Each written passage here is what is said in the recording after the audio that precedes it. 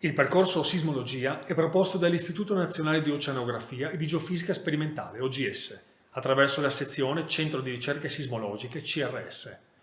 L'OGS è un ente pubblico di ricerca nazionale ed internazionale e la sezione CRS effettua il monitoraggio e l'allerta sismica dell'Italia nord-orientale.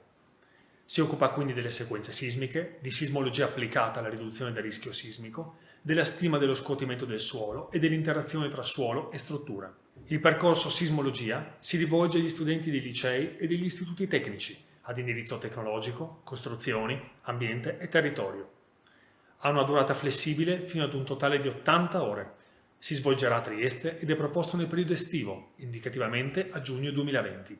Gli studenti potranno acquisire e sviluppare competenze professionali di rilevazione ed elaborazione statistica dei dati, svolgendo attività di riordino, digitalizzazione ed elaborazione di dati sismologici, in uno dei più ricchi archivi di sismogrammi cartacei storici che rappresentano un patrimonio inestimabile.